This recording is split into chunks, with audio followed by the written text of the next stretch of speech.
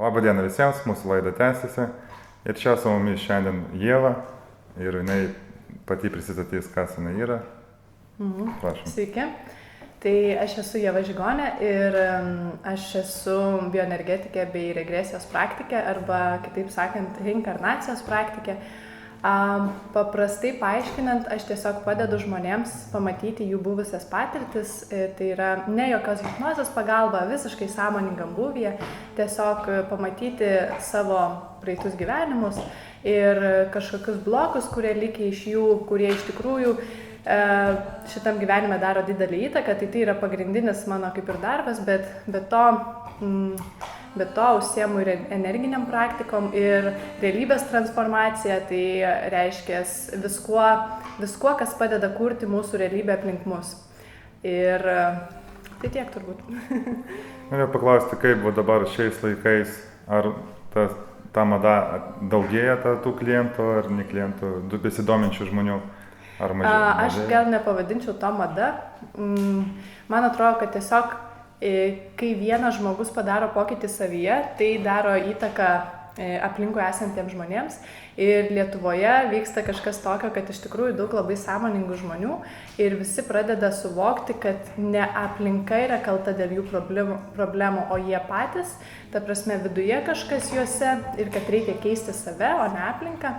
Tai manau, kad tiesiog, kadangi bendrai sąmoningėja visa tauta arba žmonės, tai dėl to ir klientų daugėja, ir žmonių daugėja besidomenčių.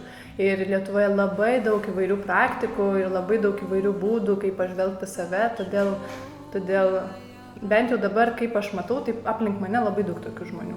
Bet aišku, kiekvienas gyvenam savo pasaulyje ir galbūt yra tokie žmonės, kur net negirdėjo apie tai ir nesusiduria su tuo. Kaip sakant, kuo tu domiesi, kur tavo dėmesys, tai ir auga. Tai yra. Ar jūsų pasirinkimas buvo sąmoningas ar perimtas iš šeimos pagal tradicijas?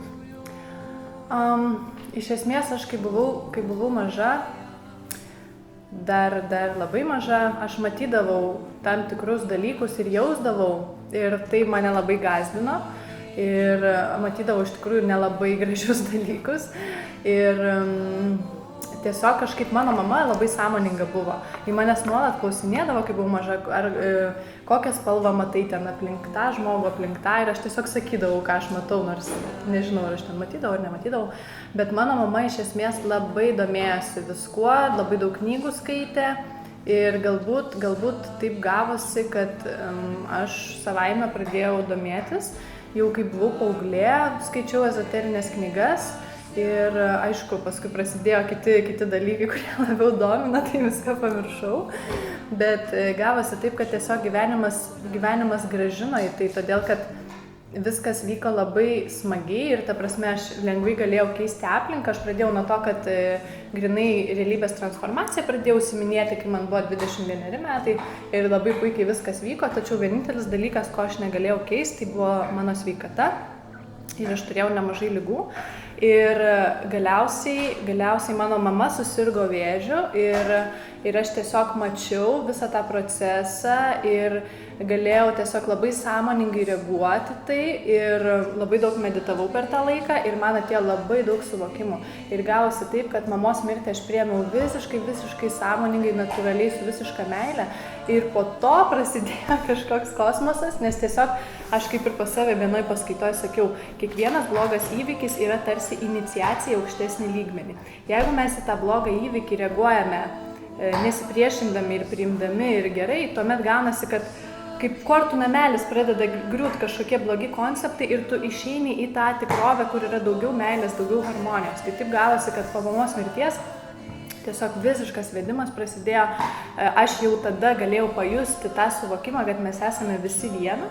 Nors tikrai dar aš labai mažai domėjausi, bet tiesiog tas suvokimas, kad mes esame viena, buvo labai stiprus. Ir galiausiai mane taip vedė, nuvažiavau į vieną stovyklą, ten atsivėrė tas praeitų gyvenimų matymas, toliau sutikau kažkokį žmogų, nuo kurio perėmiau kitų žmonių matymą, ta prasme kitų žmonių karmų matymą. Ir tiesiog viskas vyko taip labai greitai per metus laiko, sakykime, didžiuliai pokyčiai. Ir iš esmės, tai sakyčiau, ir prisidėjo ir šeima, ta prasme, ir tai, kad mama buvo labai sąmoninga, ir tai, kad tiesiog aplinkybės privedė prie to. O kas tas aplinkybės sudėliojo, tai turbūt aš pati aukštesniam lygmenį. Tai va, tai tiesiog taip ir gavos. Ar buvo kažkokių tokių mokytojų šitam keliui? Tai buvo. Tai žinoma, mama čia pagrindinis mokytas. Toliau aš labai dėkoju Ryčiui Lukoševičiui, kuris yra emocijų paleidimo meistras ir jisai būtent padeda žmonėm, kaip sakyt, protą šiek tiek nuramint. Nes tai yra technika, kuomet tu kartoji savo klausimus, užduodi savo klausimus, tam tikras emocijas paleidinėjai ir gaunasi, kad protas tiesiog išsijungia ir tada tu pradedi matyti tikrus dalykus. Tai viskas prasidėjo nuo Ryčio ir paskui buvo Mindaugas būtent karmomis užsijama, kuris, aš galiu pasakyti, yra labai labai mane įkvepiantis žmogus ir toks gal labiausiai tiesioginis mano mokytojas, bet jis yra neatsiskleidęs. Tai va, o daug žmonių įkvepiančių yra tikrai labai daug ir jie nuolat gal keičiasi, netgi, sakykime, vienu tarpsniu būna kažkoks vienas žmogus, kurio atrodo tiesa priimtina, bet po kiek laiko žiūri, kad tu progresuoji, pasikeiti ir jau jisai neberezonuoja su tavim. Tada eina kažkoks kitas žmogus, tai tiesiog, man atrodo, mes visi savo siunčiame tos žmonės, kurie tuo metu mums labiausiai reikalingi ir pagal tai gauname kažkokį įkvėpimą ir kažkokį vedimą. Tai va. Ačiū. Taip. Ar turite savo pasekėjų mokinių? Mokinių tai taip čia net negalėčiau vadinti. Ta prasme, iš vis tas mokytojo ir mokinio santykis labai keistas, nes iš tikrųjų mes patys susikūrėm tą mokytoją. Kad ir šnekėjau apie Mindaugą, apie Rytį, realiai tai yra žmonės, kuriuos aš susikūriau, kad kažką pakeiščiau. Tai lygiai taip pat mane suranda žmonės, tie, kurie jau nori kažką keisti. Ir taip, aš turiu, ta prasme, savo, aš labiau vadinčiau klientus, kurie, žodžiu, ateina pas mane į seansus arba tiesiog seka mane internete. Bet manyčiau, kad tiesiog tai yra ne toks santykis, tai yra tiesiog aš rezonuoju kažką, ką jie ir taip žino. Ir tiesiog aš tai primenu jiems. Ir mes kaip ir vienas kitas matom vienas kitame save, nes pas mane ateina klientas, tai aš žiūriu, man jis kaip mokytojas. Ta prasme, aš iš jo gaunu daug labai geros informacijos, reikiamos informacijos, tiesiog stebuklingai, kaip gaunu atsakymus tiesiog per seansus. Tai žodžiu, sakyčiau taip, kad mes visi esame vienas kitam mokytojai ir visi esame vienas kitam mokiniai. Ką reikia daryti, kad tapti jūsų praktikos dalimi, kad išmokti jūsų praktiką? Mano ta praktika, jeigu kalbant apie tos praeitus gyvenimus, tai aš esu YouTube įdėjus paskaitą apie tai, kaip tai galima padaryti ir tikrai kiekvienas žmogus gali nueiti ir pasižiūrėti savo praeitus gyvenimus. Tai ten step by step aš esu viską paaiškinus.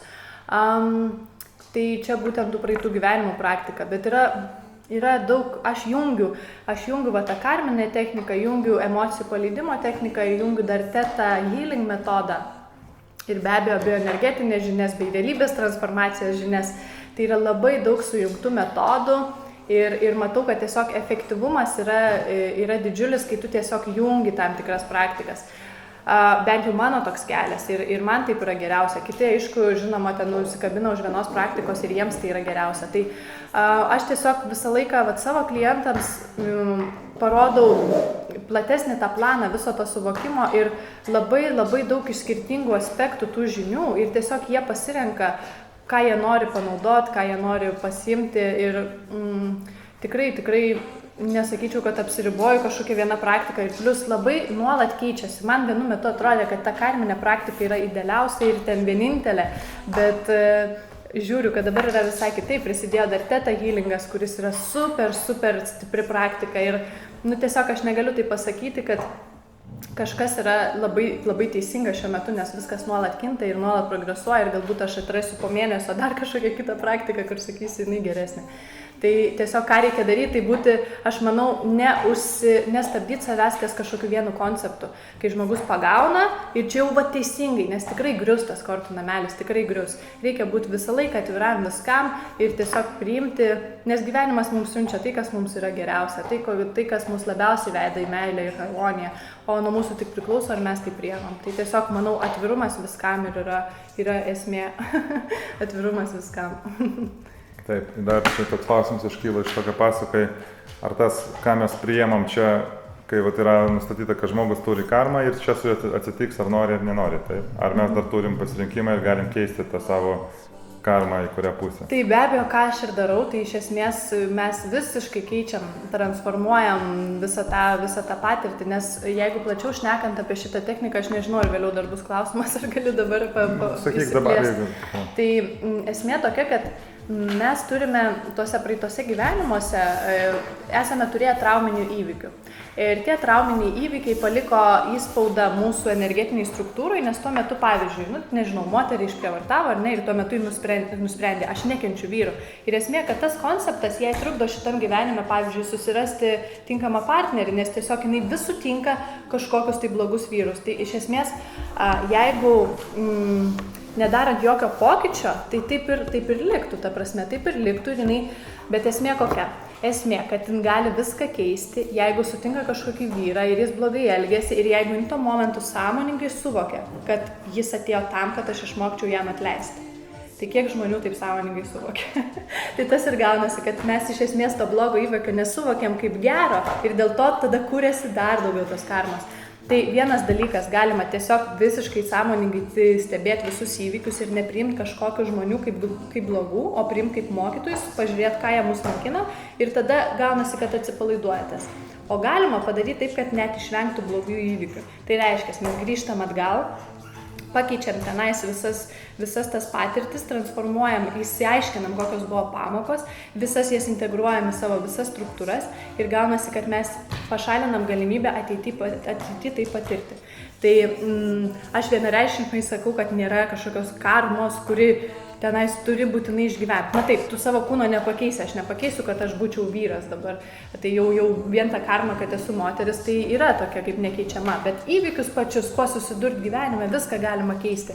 Ir tikrai nėra kažkokio čia nustatyto likimo ar kažko. Tiesiog viską tikrai galima transformuoti, priklauso nuo žmogaus, nes mes esame visiškai besąlyginiai, visagaliai ir ta prasme viską galima daryti, tik tai jeigu išsikeliame savo tam tikrus tikslus.